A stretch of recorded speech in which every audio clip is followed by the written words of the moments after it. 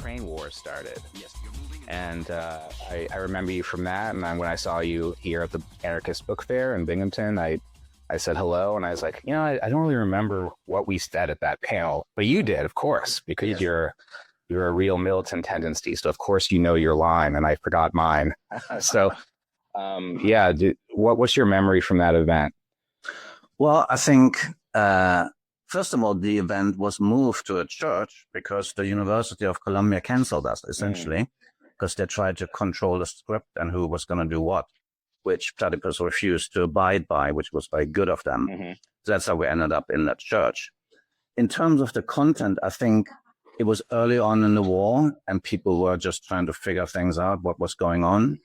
As for our tendency, our line, I think, hasn't changed. We said from the beginning that this is basically a NATO orchestrated attack via Ukraine against Russia, that Russia is acting defensively, and that in a conflict between a non-imperialist country like Russia and an imperialist organization like NATO and the US, we militarily side with Russia and we will favor their victory over the NATO-Ukrainian forces. And I think, luckily, that is currently developing. The Russians have been successful in pushing back NATO and the Ukrainians. And I think that will give them a victory, and it will be a victory for the workers and oppressed, because it will be a defeat for imperialism. Now, I don't remember exactly what I said, but my kind of knee-jerk reaction to this is neither Moscow nor Kiev, right? Neither NATO nor Russia, neither anti-imperialist bloc or imperialist bloc, or however you want to frame it. Why do you think a Russian victory would be preferable to, some sort of negotiated ceasefire that kind of returns to the pre-war status quo? Well, the pre-war status quo was a fascist-infested regime in Kiev that was attacking the people in the Donbas militarily, which meant that the people in the Donbas who were seeking affiliation with Russia were essentially being attacked for their desire to leave Ukraine and through a democratically run election join Russia. That is their right.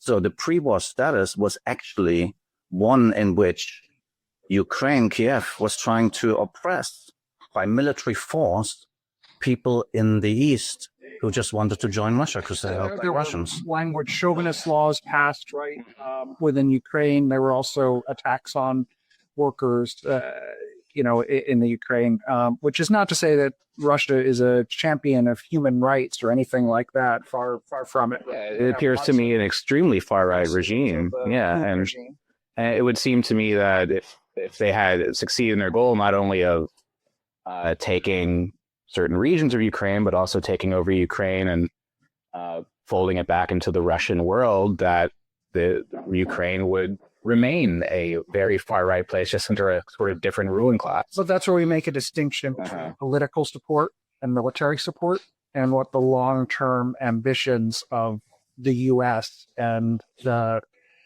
EU imperialists has been in terms of chopping up the former Eastern Bloc and Russia in particular. And there are statements coming out of the U.S. State Department and U.S. politicians going practically back to the collapse of the Soviet Union, indicating that that was their orientation to prevent Russia from ever becoming a great power again. Now, it's not that we favor Russia being a great power, but on the other hand, we do think Russia has a defensive right to resist balkanization, and that there is a victory for the working class and the oppressed in not having the U.S. hegemony be unchallenged and unbroken. And we see that today with, the provocative attack that Trump has launched on Iran and the setback that the U.S. has very publicly experienced there. And that is, again, not because we identify with the ruling class of Tehran, we don't, but we call for a military victory to Iran in the same breath, because that setback for U.S. imperialism will be a weakening of the imperialist order overall and create the potential for people to fight back. Yeah, I guess maybe just steal the last word because it's my show on this subject and move on to something else. I do think that Russia invaded Ukraine as an act of aggression. And the way they frame it in different ways for different audiences, right? But the most persuasive reasoning for it that I've read is that they see Ukraine as like the South in the U.S. Civil War. They saw it as this far-right breakaway secession, and it was, and they see Ukraine as Russia, and so they wanted to take it back the same way the North took the South back, right? And that's it's kind of a different story than like they're defending themselves against NATO aggression. But let's leave it there. You know, we're here at the Anarchist Bookfair, of course, and you've got the symbol of the Fourth International here, and I think you're the only openly communist or Leninist group here, if I'm not mistaken. How have people reacted to that? Actually, very positive, I would say. We haven't had any hostile or funny comments. Quite the contrary. I think a lot of people welcome that we are here because they are interested in ideas. And I think that's sort of the spirit of the fair, that people come here in order to learn something, educate themselves, walk away with something like a book that they will read and learn something. And I get a sense of people are here because they think and feel we need to figure this out together, because what we are watching is a catastrophe that is unfolding all over the globe. And we need to reason with each other to figure out what to do about it. So I think it is a very welcoming and open and positive attitude around the fair, and I really enjoy it. That's why we're here. Well, that's nice to hear. What do you think about anarchism? Maybe we can do historically and today. Mm-hmm. And we are talking before the fair begins, so maybe we can be a little bit more open with our thoughts on that. Well, I think we're always open. I mean, as a matter of fact, I used to be an anarchist before I became a communist Trotskyist. What I think attracts people to anarchism is the idea of radical change and moving past capitalism and living in a society where people are free to develop, where there is an abundance of things, where there is an end to competition and greed. And that's a great ideal to have and a great ultimate aim. I think everybody with their head screwed on would agree with that. Now, the shortcomings of anarchism, both in theory and as it played out in reality in, let's say, Spain, if we come to that later, is that anarchism believes that we, the workers, the people, cannot take state power, because state power will corrupt you. It will turn you into the thing that you've been fighting, the oppressive power, right?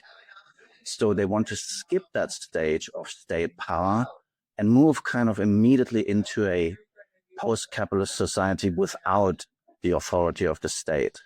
Now, that sounds great, but in reality, it does not reflect the culmination of a class struggle in the event of a revolution. The revolution is the culmination of different classes struggling for power. If you are successful in that struggle, you have to use that power that you just gained. Anarchism rejects that. And because of that, they literally did not take power in Spain when they really should have and could have. I agree. During the Spanish War, I'm talking, of course. This is exactly what I often bring up to anarchists, which is the story of the Friends of Durruti group. The way I tell it, the anarchists had successfully liberated in a more or less revolutionary fashion large parts of Spain. They were fighting the war bravely. They chose to join the Popular Front with the liberals, with the Stalinists. And when the Stalinists start taking more control and say, get off the barricades, we're going to run the show now, the anarchists more or less accept. You know, there was some coercion, of course.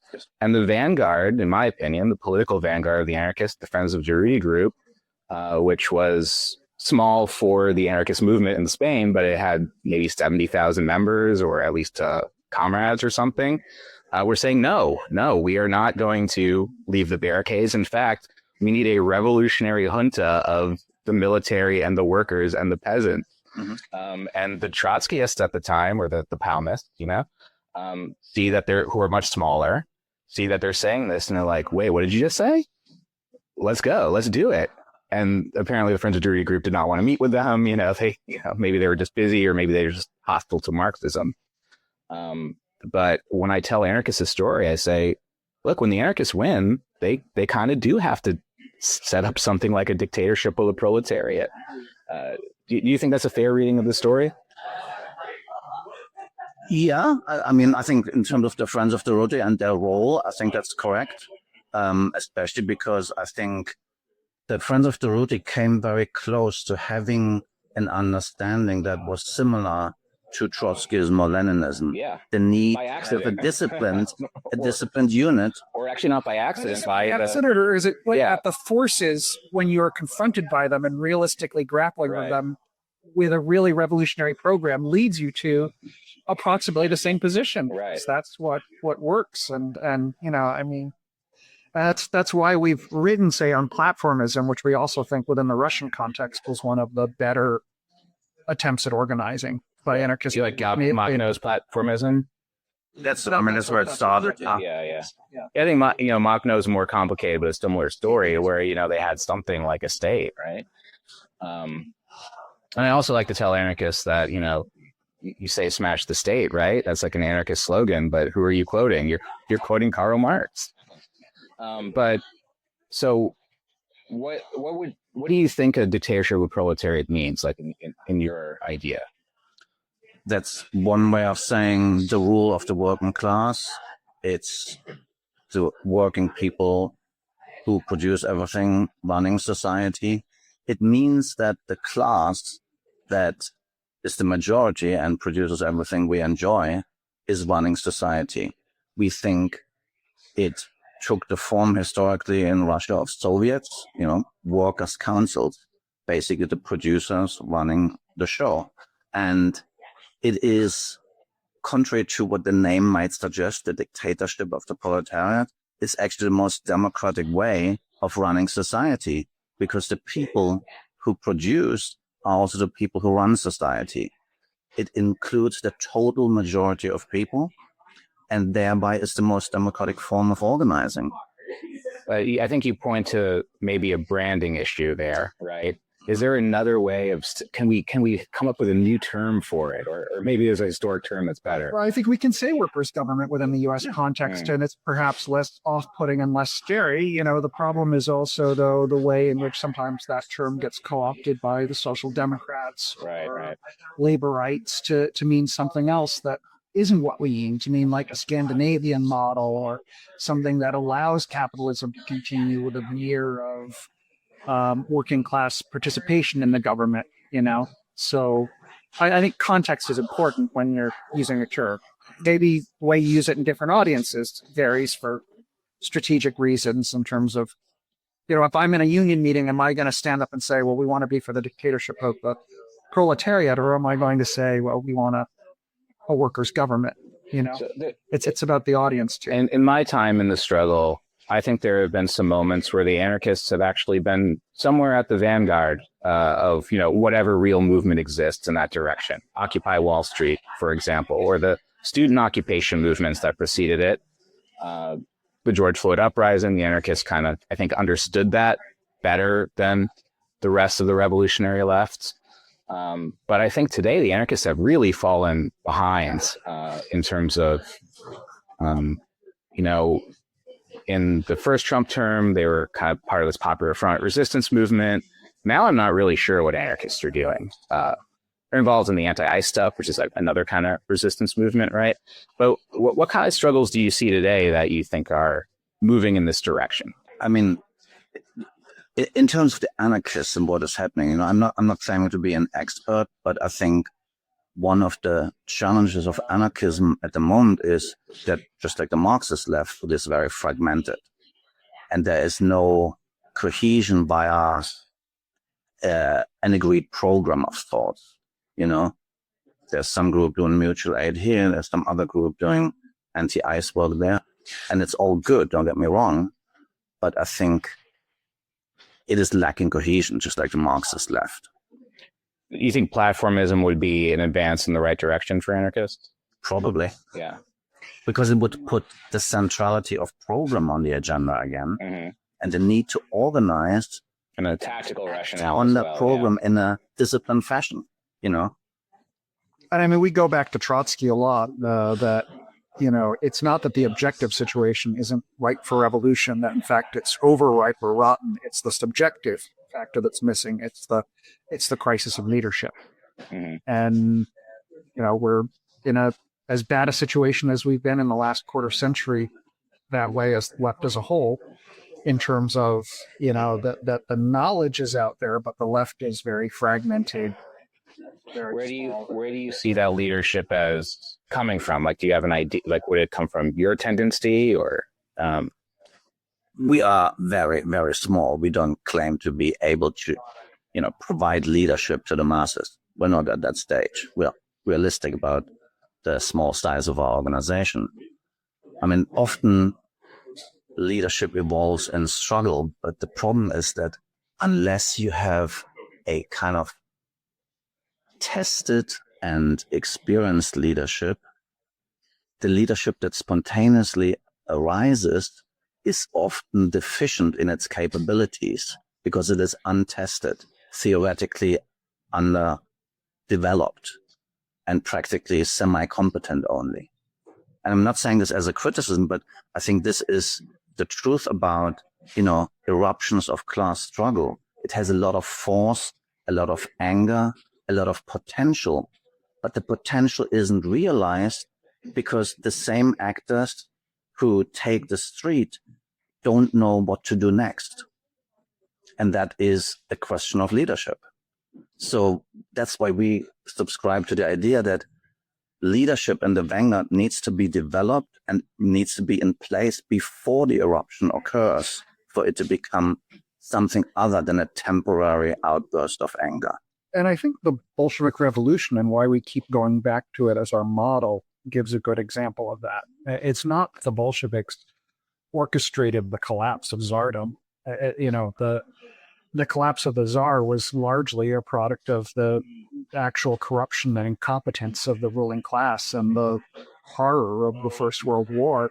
It was that the Bolshevik Party was uniquely steeled and had a leadership that had grappled and that was seen as a leadership by a large enough section of the working class at that point to take advantage of that situation and bring about the revolution. And I think that part of the challenge for us today is to keep those histories alive, is to let people know that the sort of crises that we see today are not unique, are not things that are happening for the first time, and that people don't have to reinvent the wheel, but that by looking back at the history of working class struggles, there are lessons to be drawn both by the things that worked, like the October Revolution, and historical things that have repeatedly failed, like the Popular Front. And, that there's something to be learned from Pinochet and Chile and, Allende, and all of these things, that there's a historical lessons that we're not facing